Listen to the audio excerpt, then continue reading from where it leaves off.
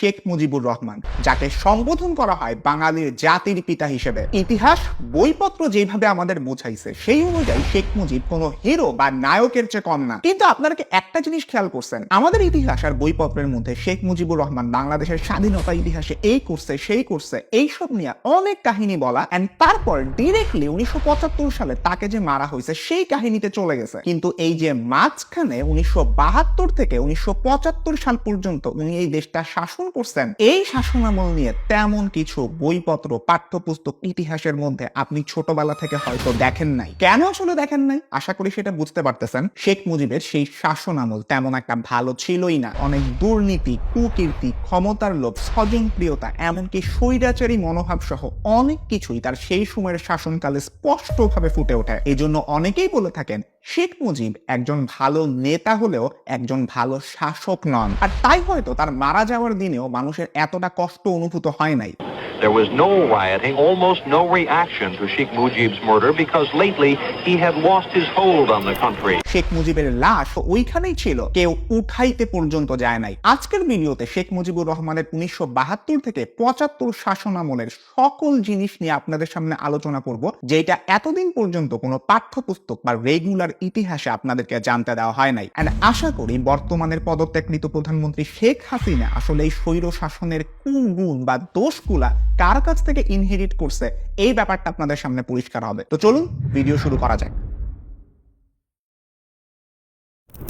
1971 সাল বাংলাদেশ স্বাধীন হয়েছে। শেখ মুজিবুর রহমান যখন দেশে আসলেন, একটা যুদ্ধ বিধ্বস্ত স্বাধীন দেশকে গড়ে তোলার একটা বিশাল চ্যালেঞ্জ তার সামনে। এই অবস্থাতে যে কোনো শাসকই আসলে ফেইল করতে পারত, কিন্তু তারপরেও দেশের ইভেন এই বাজে সিচুয়েশনেও আওয়ামী লীগের নেতারা যেই পরিমাণ দুর্নীতি করে গেছে এই ব্যাপারটা অভাবনীয়। শেখ মুজিবের একটা খুবই বাজে লালসা আছে, সেইটা হচ্ছে ক্ষমতার লোভ। শেখ মুজিব ছিলেন অতি মাত্রায় ক্ষমতা লোভী একজন মানুষ, এন্ড এই ক্ষমতা ধরে রাখার জন্য উনি যে কোনো কিছু করতে প্রস্তুত ছিলেন। এই কারণে কিন্তু যুদ্ধের পরে উনি যখন দেশে ফেরত আসেন, তার প্রেসিডেন্ট হওয়ার কথা ছিল, কিন্তু উনি এটা বুঝতেন বাংলাদেশের সিস্টেমে সবচেয়ে বেশি ক্ষমতাধারী মানুষটা হচ্ছে প্রধানমন্ত্রী, আর ওই সময় প্রধানমন্ত্রী কে ছিলেন?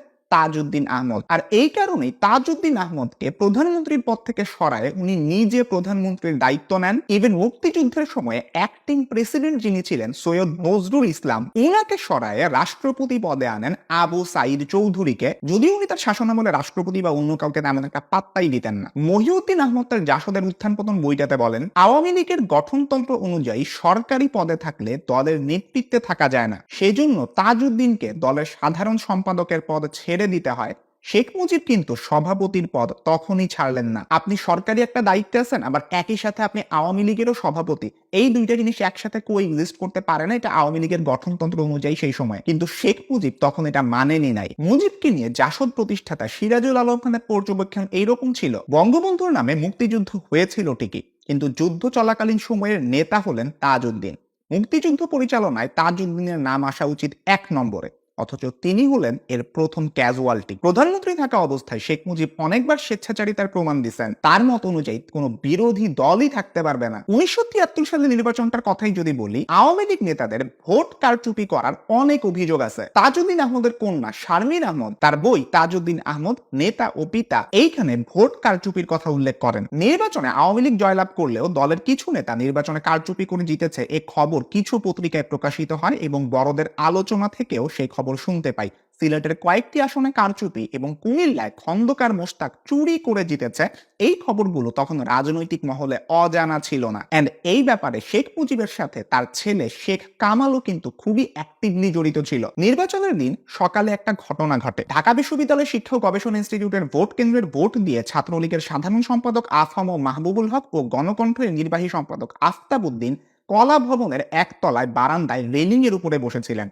ওই দিন সকালে শেখ কামাল কয়েকজন সহযোগী সহ তাদের জোর করে একটা গাড়িতে উঠান। গাড়িতে তাদের চোখ বেঁধে ফেলা হয়, যদিও রাত 9টার দিকে তাদের ছেড়ে দেওয়া হয় শর্ত ছিল তাদের অপহরণের কথা পত্রিকায় লেখা যাবে না। এর ফলে তাদের অপহরণের সংবাদ পেয়ে গণকণ্ঠতে একটি সংবাদ তৈরি ঠিকই হয়েছিল, কিন্তু তারা ফিরে আসার পর সংবাদটি আর ছাপা হয়নি। শেখ হাসিনার আমলের গুম আটকের ঘটনার সাথে কি এই ঘটনাগুলোর মিল পান? পারিবারিক একটা ঐতিহ্য কিন্তু ধরে রাখছিল শেখ হাসিনা। অথচ দেখেন 1973 নির্বাচনে শেখ মুজিবের বা আওয়ামী লীগেরই কিন্তু জেতার চান্স বেশি ছিল। তারপরেও শেখ মুজিব কোনো বিরোধিতা সহ্য করতে পারতেছিলেন না, এন্ড তিনি যে সকল ক্ষমতার অধিকারী সম্ভবত এইটা প্রমাণ করতেই উনি এই কাজটা করছিলেন। তখন আওয়ামী লীগের মূল প্রতিপক্ষ ছিল জাসদ। জাসদের অনেক নেতা যাতে নির্বাচনে অংশ নিতে না পারে এই জন্য আওয়ামী লীগ এই ষড়যন্ত্রটা করে। এছাড়া ব্যালট বাক্স ছিনিয়ে নেওয়ার অভিযোগ তো আছেই আগে আওয়ামী লীগের এগেইনস্টে। শেখ কামাল যার বিরুদ্ধে গুম, মানুষ মারা সহ আরো অনেক ধরনের অভিযোগ আছে, কিন্তু শুধুমাত্র শেখ মুজিবের পুত্র হওয়ার কারণে সে সবকিছু থেকে ইমিউন ছিল। সিরাজ শিকদার যিনি কিনা ছিলেন বাংলাদেশ সর্বহারা পার্টির লিডার, তাকে মারার জন্য রাতে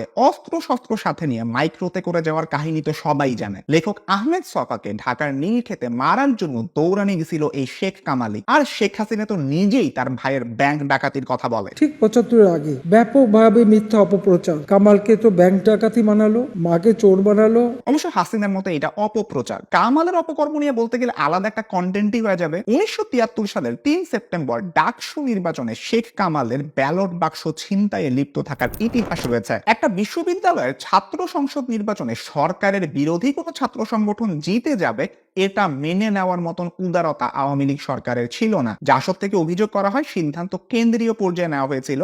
ঢাকা বিশ্ববিদ্যালয়ের উপাচার্য অধ্যাপক মুজাফফর আহমেদ চৌধুরীর কাছে অভিযোগ জানালে তিনি কোন রকম ব্যবস্থা নিতে অপারগতা প্রকাশ করেন। মানে এই যে ব্যালট বাক্স ছিনতাই হয়েছে এটার এগেইনস্টে ঢাকা বিশ্ববিদ্যালয়ের তৎকালীন ভিসি কোনো ব্যবস্থা নেবেন না এটা বইলা দিয়েছেন। কিছুদিনের মধ্যে তিনি একজন টেকনোক্র্যাট মন্ত্রী হিসেবে সরকারে যোগ দেন এবং শিক্ষা মন্ত্রণালয়ের দায়িত্ব পান। বুঝতেই পারতেছেন যেই ভিসি তৎকালীন সময়ে সরকারের পক্ষপাতিত্ব করছে তাকে নিয়ে একটা বড় পদে সরকারে বসানো হয়েছে। 1973 সালে নির্বাচনে শেখ মুজিব 4টা আসনে মনোনয়নপত্র জমা দেন, তার মধ্যে একটা ছিল ভোলায়। ওই এলাকায় ডক্টর আজহার উদ্দিন ছিলেন জাসদের খুবই শক্তিশালী একজন প্রার্থী। উনি যেদিন মনোনয়নপত্র জমা দিতে যাবেন আওয়ামী লীগেরই কিছু লোক ডক্টর আজহারকে অপহরণ করে। তো কি হইল, তার মনোনয়নপত্র জমা পড়ে নাই, এন্ড ভোলার ওই আসনে শেখ মুজিবুর রহমান বিনা প্রতিদ্বন্দ্বিতায় নির্বাচিত হয়েছেন বলে ঘোষণা করে দেওয়া হয়। এছাড়া 1973 নির্বাচনে শেখ মুজিবকে অন্যায়ভাবে জিততে সাহায্য করছে এইরকম যারা মানুষ ছিলেন পরবর্তীতে তাদেরকে মন্ত্রী হিসেবে সরকারে যোগ দিতে দেখা যায়। নিজের ক্ষমতা রক্ষার জন্য উনি সংবিধান পর্যন্ত পরিবর্তন করছিলেন। তিনি 1975 সালের 25শে জানুয়ারি সংবিধানের 4র্থ সংশোধনী আনেন, যেখানে দেশে একটি রাষ্ট্রপতি শাসিত সরকার তিনি আনতে চেয়েছিলেন। তার মানে প্রধানমন্ত্রীর কাছে ক্ষমতা আছে এইটাই ইনাফ না, উনি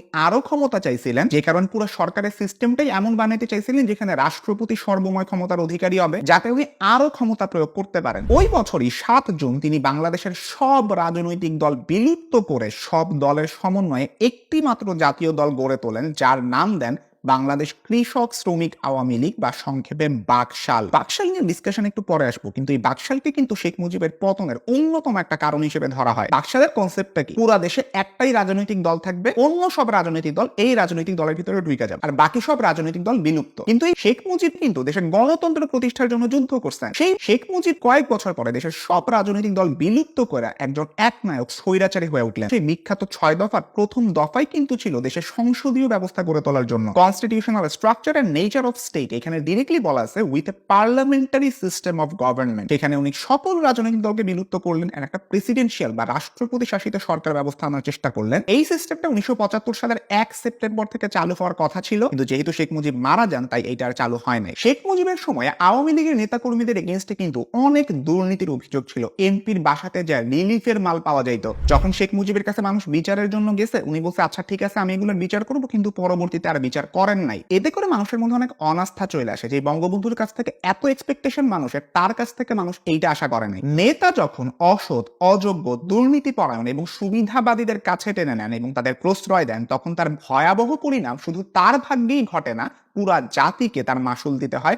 জাতি পিছিয়ে যায় 100 বছর। শেখ মুজিবের সময় সৎ স্পষ্টবাদী যে মন্ত্রীরা কিংবা নেতারা ছিলেন তাদেরকে কোনো কারণ ছাড়াই বরখাস্ত করে দেওয়া হয়। মুজিব গণপরিষদ সদস্য পদ বাতিল আদেশ 23/1972 পাশ করেন, যেইটার বলে উনি যাকে ইচ্ছা তাকে পার্লামেন্ট থেকে বাতিল করে দেন। এছাড়াও নূরজাহান মুর্শিদ, ব্যারিস্টার আমির উল ইসলাম, শামসুল হক, জেনারেল ওসমানী সহ অনেক মন্ত্রী প্রতিমন্ত্রীকে কোনো কারণ ছাড়াই শেখ মুজিব মন্ত্রিসভা থেকে বাদ দিয়ে দেন। এমনকি তারা তাজউদ্দিন আহমদের এগেইনস্টেও শেখ মুজিবের কান ভারী করতে থাকে। শেখ মুজিবের সময়কার এই বিরাট রকম দুর্নীতির সাথে 1974 সালে দুর্ভিক্ষের একটা কানেকশন আছে। আমি আপনি হয়তো ছোটবেলা থেকে পড়ে আসছি ওই সময় কিউবার পক্ষ নিছিল Bangladesh, and that's why America বাংলাদেশকে একটা এইড এমবার্গো দিছিল, তোমাদেরকে কোনো এইড পাঠাবো না, সাহায্য পাঠাবো না। এছাড়া বন্যা, বিশ্ব বাজারে তেলের দাম বৃদ্ধি, আর মাত্র সদ্য একটা স্বাধীন দেশ, এটার অনেক চ্যালেঞ্জ আছে।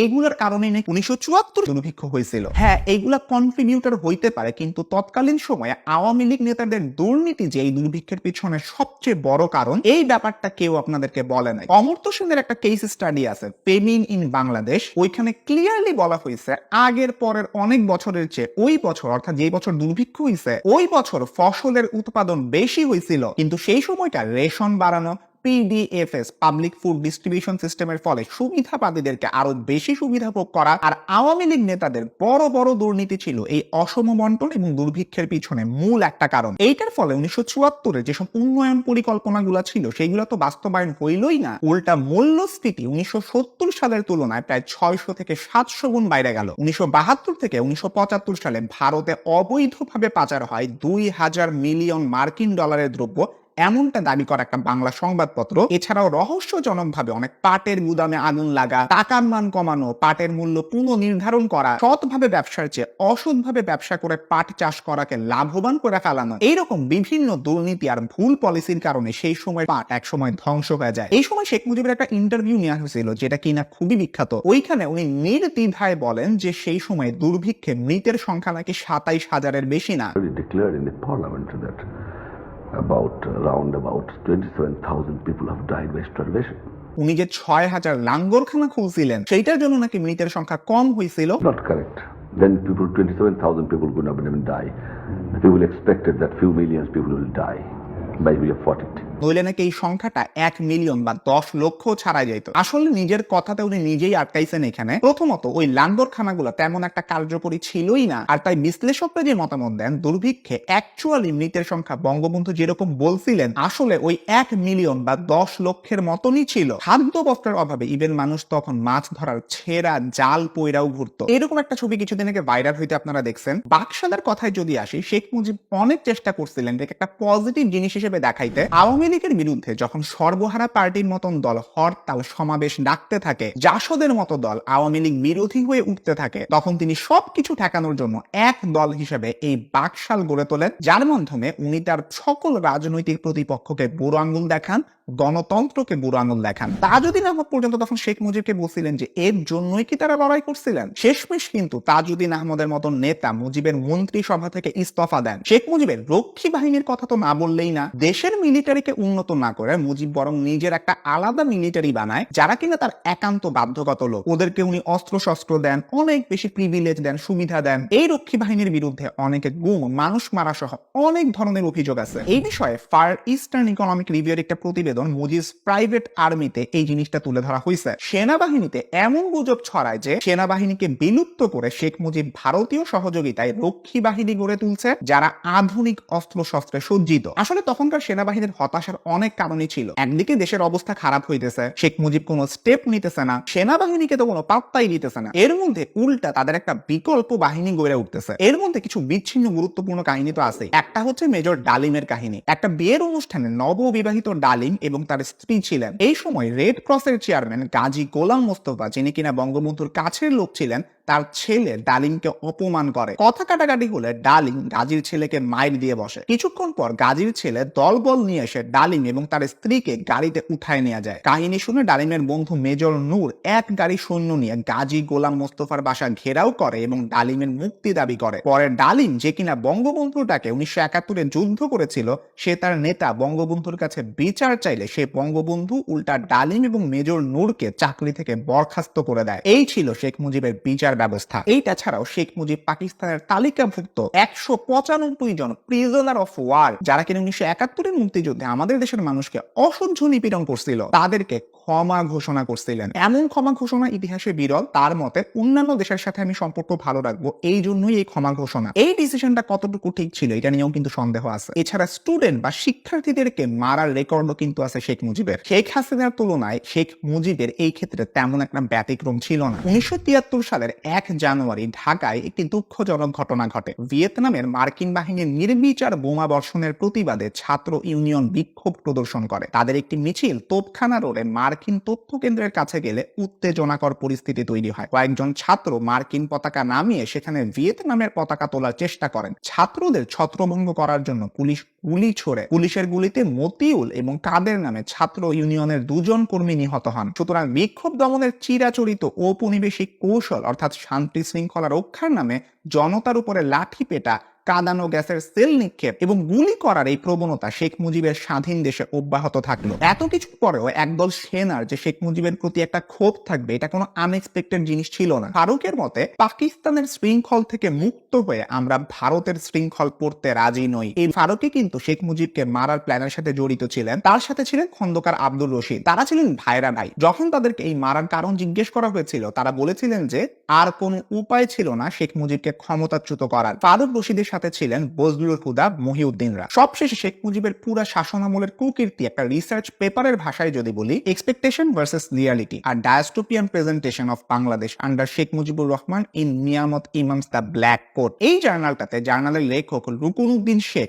লেখক নিয়ামত ইমামের ব্ল্যাক কোট উপন্যাসটার কথা বলেন, যেখানে মূলত স্বাধীনতার পরে বাংলাদেশের একটা প্রকৃত অবস্থা তুলে ধরার চেষ্টা করা হয়। স্বাধীনতা যুদ্ধের সময় শেখ মুজিবুর রহমান পাকিস্তানের কারাগারে থাকলেও উনি কিন্তু ছিলেন মুক্তিযোদ্ধাদের মূল অনুপ্রেরণা। শুধুমাত্র তার কারণেই অনেকে মুক্তিযুদ্ধে যোগ দিতে গেছিলেন। কিন্তু স্বাধীনতার পরে তার ব্যক্তিত্বে ব্যাপক পরিবর্তন আসে। বাংলাদেশের প্রধানমন্ত্রী হিসেবে প্রথমবারের মতো উনি নিরঙ্কুশ ক্ষমতা ভোগ করতেছিলেন। স্বাধীনতার 2 বছর পরে উনি জনপ্রিয়তা হারানো শুরু করছেন ঠিকই, কিন্তু ক্ষমতা ধরে রাখা ছাড়া অন্য কোনো কিছুর কথা ভাবতে পারেন নাই। এই কারণে 1974 সালে আওয়ামী লীগ ছাড়া বাকি সব রাজনৈতিক দলকে নিষিদ্ধ করার পথ বাইছা নেন। 1974 সালের দুর্ভিক্ষের সময় উনি বাংলাদেশকে রক্ষার জন্য প্রয়োজনীয় ব্যবস্থা অবলম্বন করেন নাই। রুকুনুদ্দিন শেখের মতে নিয়ামত ইমামই ছিলেন প্রথম লেখক যিনি এই ব্ল্যাক কোট উপন্যাসের মাধ্যমে সত্যের এই বিকৃতি থেকে চিত্রিত করেছেন। কারণ শেখ মুজিবের উভয় দিকটাই মানুষের জানা দরকার। এই উপন্যাসে তার মৃদু বিদ্রুপ এবং লেখনীয় সূক্ষ্মতার মাধ্যমে তিনি শেখ মুজিবকে নায়ক হিসেবে নয় বরং অ্যান্টি হিরো হিসেবে উপস্থাপন করেছিলেন। কারণ তার শাসনামলে বাংলাদেশ একটা ডায়াস্টোপিয়ান রাষ্ট্রে পরিণত হয়। উপন্যাসের গল্প থেকে এইটা খুবই স্পষ্ট,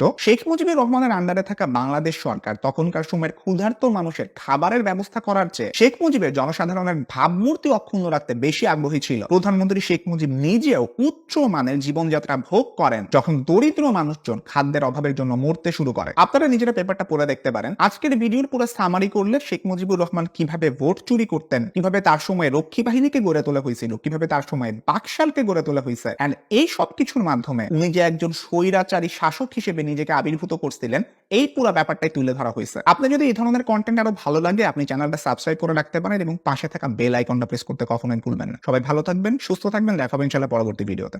আল্লাহ হাফেজ।